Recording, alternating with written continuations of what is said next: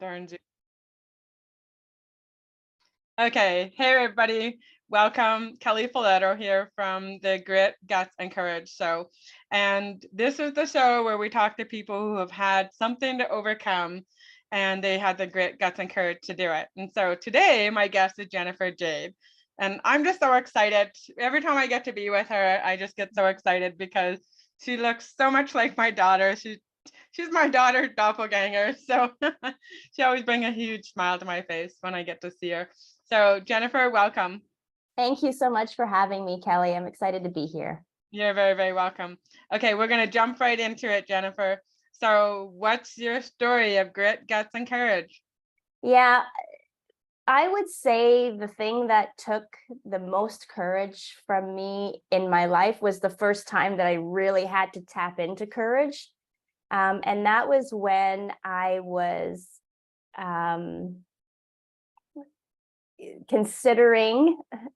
strongly considering leaving my career in finance, kind of the normal, acceptable career and job that I'd had for 10 years, to pursue my dreams of being a photographer and traveling the world for a living.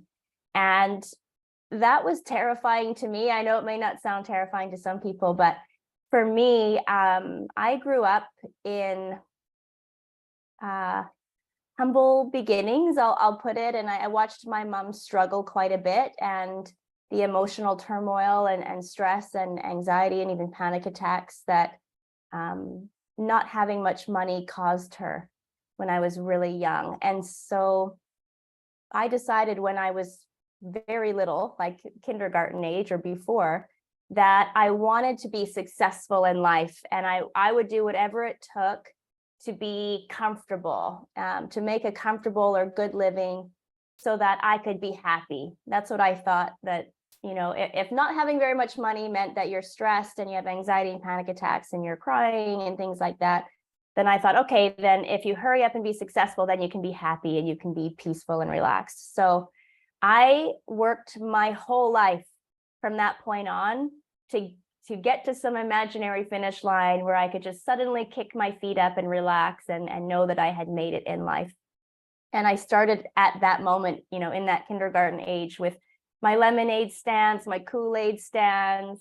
I started a handmade greeting card stand and enlisted my first employee from daycare and to help me make the cards.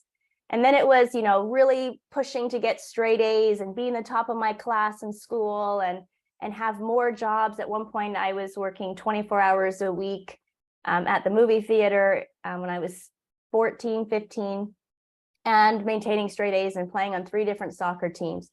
Anyway, it was very stressful. I put a lot of stress and pressure on myself. No one else was putting this pressure on me. And by the time I was 25 years old, I had my career in finance, which was growing and blossoming. I had a home, I had a condo, I had a convertible, I had my wedding at a castle, I had my fur baby, and I thought this was it. I thought this was the finish line, you know, that where I could kick my feet up and relax and be like, oh my gosh, I made it, and now I can be happy. But the most terrifying thing happened. I realized that after many, many years of, well, I guess from age 5 to 25, about 20 years of just constant stress and pressure on myself, I wasn't happy at all. And that was crushing, because that was a lot of my life up until that point that I had put into this. And I didn't know, if this doesn't make me happy, then what will? I had no idea. I was completely lost and scared that maybe I never would find happiness. Like, if this didn't make me happy, if I could have all these things on paper and not be happy, then what's wrong with me? And where do I go from here? And will I ever truly be happy? So I was feeling this kind of drifting, you know, feeling of lost and confused and unfulfilled. And it was terrifying for someone who feels like they should be ambitious, driven, focused, achieving, getting somewhere, getting to the next goal in order just to feel safe inside. So I felt completely unsafe. And around this time, someone very close to me, one of my family members, who was 41 at the time, was diagnosed with a terminal illness, and he was given 1 year to live. And even though on a intellectual level, I knew that life is fragile and we could go at any time and we're not guaranteed to make it to 80, 90, or 100, I had been living my life in such a way that I had all the time in the world to figure out who I wanted to be and what I wanted to do. And that if I wasted a few years unfulfilled and unhappy, well, so be it. And my plan also, Kelly, was to relax when I got to retirement. I kind of just thought, get the career, hurry up and get the career going. And by 25, I had all those things. But then my plan from there was to just work, so that maybe I could retire at 60 instead of 65, or 55 instead of 65. And, then I can kick my feet up for real. Then I can get the motor home and go on the tour and do all the things I always wanted to do and see all the things I wanted to see. But when my family member did succumb to their illness about 11 months later, at the age of 42, I realized that my plan to enjoy my life at retirement had a serious flaw in it. And that was the assumption that I would live to see my retirement. So that flicked on a switch in me that hadn't fully been flicked on before, in a full body way, not just the intellectual way, that life is meant to be enjoyed now, and that we need to enjoy whatever time we have in this moment, not one day or someday or when we reach retirement or whatever that is, or whatever that goalpost is, that imaginary finish line. So I remembered a dream that I had when I was growing up, and that was to travel the world and take photos for a living. And I didn't do that because I didn't want to be the starving artist. In fact, I had friends and family telling me, "Oh, don't do that. You'll be broke for the rest of your life." Comments like that, which triggered me into those memories that I had of growing up. And I thought, yeah, you're right. I'll go get a normal job and a regular career so that I can be happy. So now that I realized that wasn't the case, I kept my job in finance a little while longer, but on the evenings and weekends and spare time that I had, I was taking workshops about photography. I bought a little starter camera, a digital one, because my ones growing up had been film. Yeah. I started going to seminars, conferences. I started shadowing other photographers. I worked with mentors. For 18 months, I just did whatever I could to practice and to learn being a photographer and starting a photography business. So by the time 18 months went by, I made the decision to walk out of that office for the very last time. And I have to tell you, that is one of the scariest things that I have ever done, because I had never practiced using my courage before. So the muscle was very weak and hadn't been built or practiced yet. So it took a lot in me to walk away from that feeling of safety and security that I had just really wanted and clung to my whole life, to step into the complete unknown, into an industry that is very saturated, very low bar to entry, and has the identity of being a starving artist type of career or business, which was like one of my ultimate fears. But even with this massive fear, there were two quotes that helped me move forward. One was, "Feel the fear and do it anyway." Feel the fear and do it anyway. I heard Robin Sharma say that, but I'm not sure who originally said it. And the second one, I also don't know who originally said it, but one of my photography mentors said, leap and the net shall appear. Leap and the net shall appear. And what both of these quotes told me and reminded me of is that there's no guarantees in life. There's no guarantees that I'm going to be a successful photographer. There's no guarantees that it's all going to work out. There's no guarantees of anything really, other than one day this life will end. And when I'm on my deathbed, when I'm in my final hours, I want to be able to look back on my life and know that I tried, that I at least tried at doing the things I loved, than to never know what could have been. That became actually my biggest fear, was the fear of a life half lived. And I realized, many people walk around with the fear of failure. I walked around with the fear of regret on my deathbed. I would rather, I realized, try and even fail at doing something I love and have to go back to my day job or back to my finance job and even work that finance job the rest of my life, but at least I know that I tried. I don't want to always wonder what could have been. So that's what kept me moving forward, even with immense inner doubt, insecurity, unknowns, going against everything that had built up within me growing up, to have the good job and the secure paycheck and the money and the comfort just to feel safe, going against that to pursue what was in my heart. It was strong voices, loud, like deepest fears coming to the surface. All the bells and alarms were like, what are you doing? What are you doing? What are you doing? But my heart kept whispering, keep going, one more step, one foot in front of the other. And so I did that. And I'm happy to share that I hit the ground running in my photography business, because I had spent those 18 months learning and preparing and learning from, great people before me.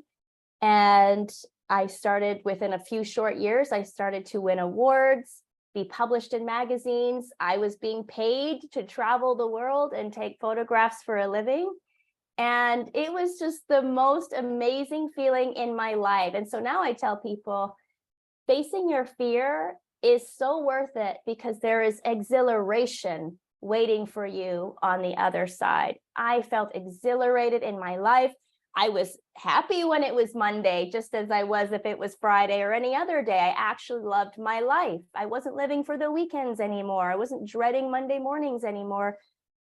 And I looked around at all my, well, not all my friends, but, a lot of people around me that don't love their lives, that are dreading Mondays and Tuesdays and Wednesdays and living for the weekends. And I thought, you know what? Traveling the world and taking photos for a living is pretty fantastic. And it is pretty amazing that someone like me, I'm a Canadian girl, I'm from a small town. I wasn't born a prodigy, of photography.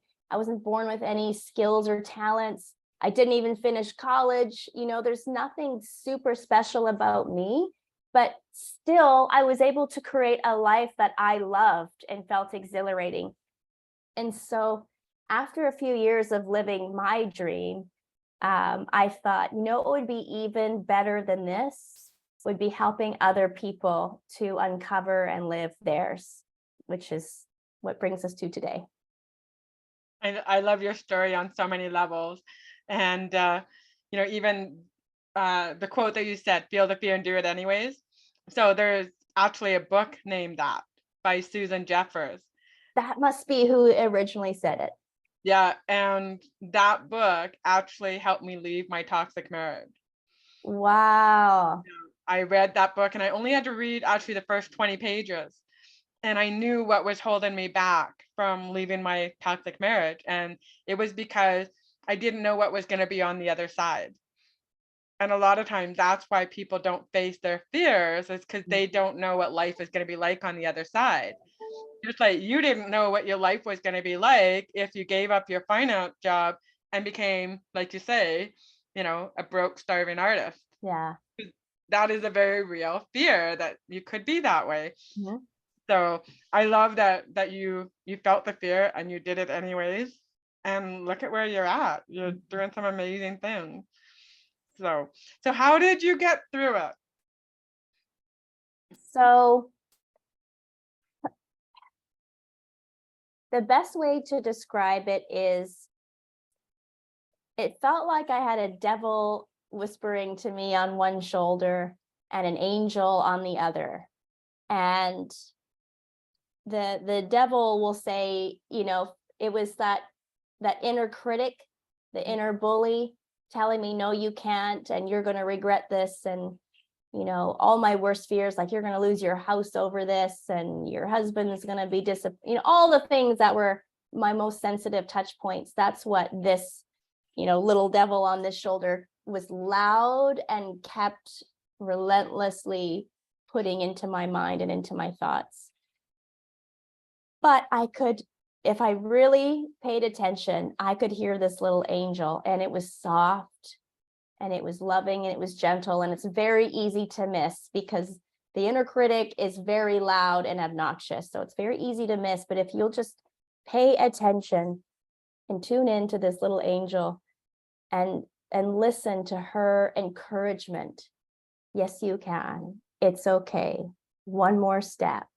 It'll be worth it. Now, the little angel doesn't give you guarantees and promises and exact steps, but it's just that piece of, you can do this, one more step. And so listening to the angel on the shoulder rather than the devil would be number one.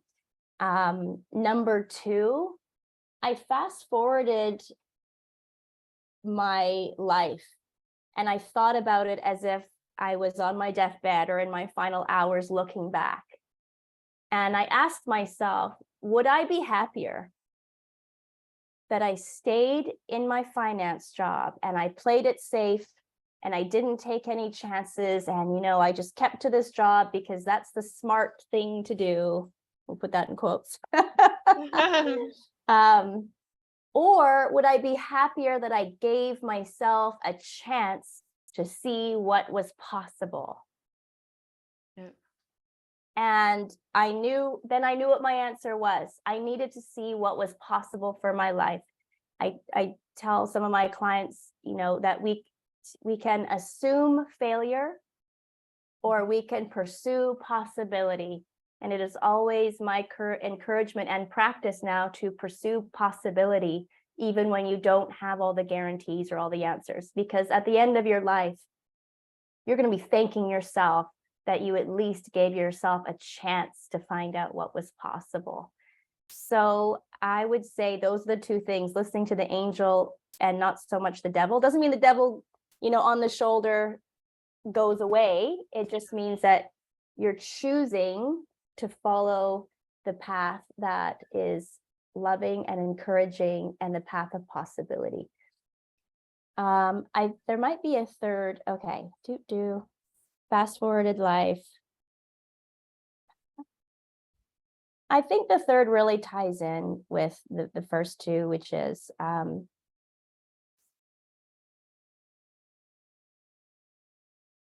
if you are going to have a fear, don't let it be a failure.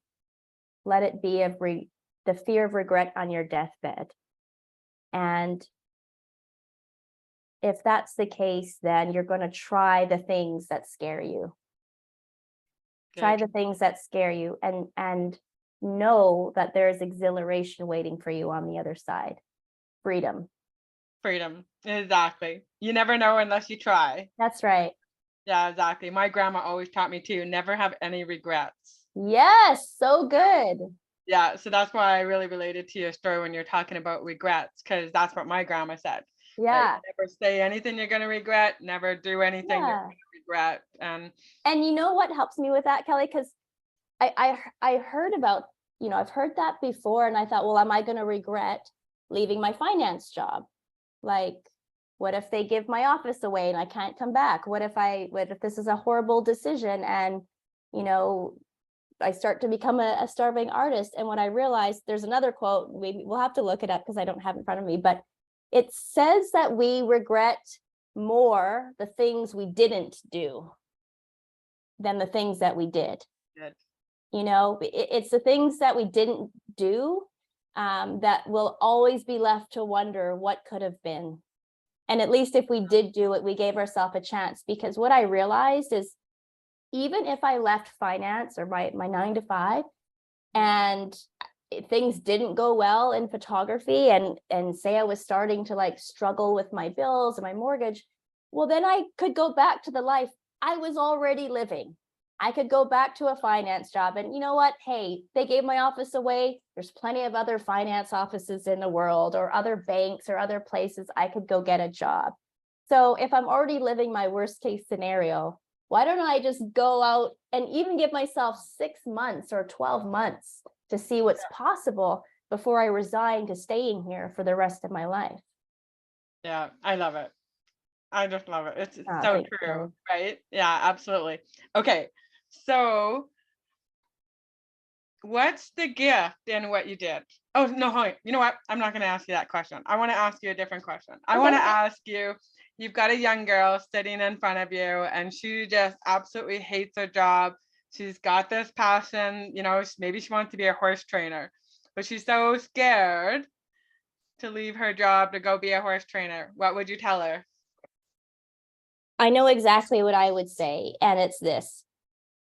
If we imagine, there's this hike in Hawaii I love to do, and on this hike, you have to zigzag over a river a couple of times, but there's no bridge. You just have to do it yourself. And the river has, running water, and you don't know, am I going to slip? Am I going to fall? Is this dangerous? What's going to happen? And you could say, well, I can't cross this river because I can't jump that far. And that's what it kind of feels like. Like, I can't see myself going from where I am now to where I want to be. It feels too big, too intimidating, too far, not possible for me. And what I say is, no one's expecting you to quit your job today and start your dream business tomorrow. Sometimes our head likes to think in extremes or black and whites. So when something feels too intimidating or impossible or too far away, you've got to come back and just look for the one next step you can take. What is the one next step I can take? So if she wants to be a horse trainer, for example, maybe the first step is just Googling. Could I go to coffee with a horse trainer and see how they got started?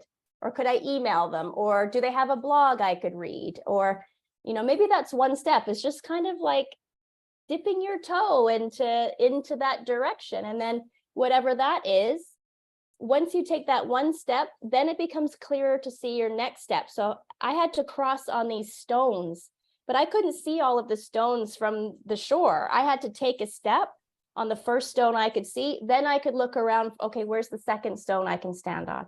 So maybe the horse trainer, aspiring horse trainer, reads a blog of someone, how they got started in horse training, or they do a Google search, or they go to coffee with someone who does that for a living and picks their brain. And then maybe the next step they see from there is there anywhere that I can learn how to do this? Is there a school or a class or a workshop or a mentor or something? And so now, like, ooh, and maybe they take that next step. They don't have to have quit their job or whatever is keeping a roof over their heads, but they can be doing these steps on the side, one at a time. There's another quote. Again, I need to find out who originally said these, but it says that God does not reveal steps 3 and 4 until you have taken steps 1 and 2.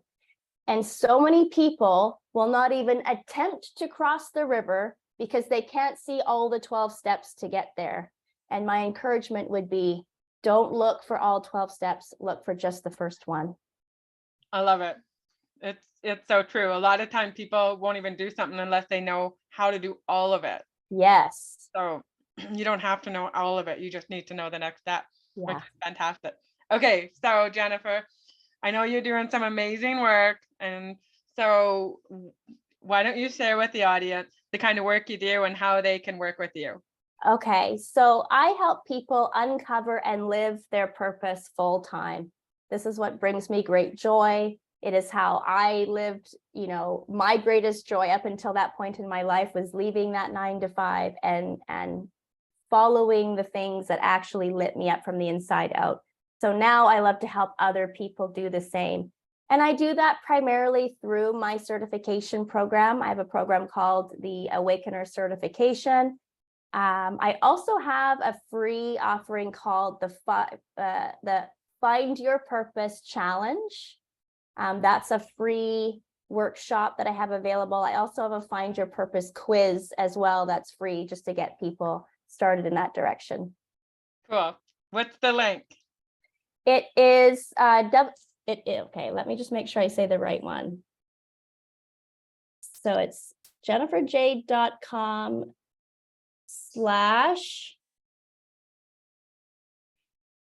okay.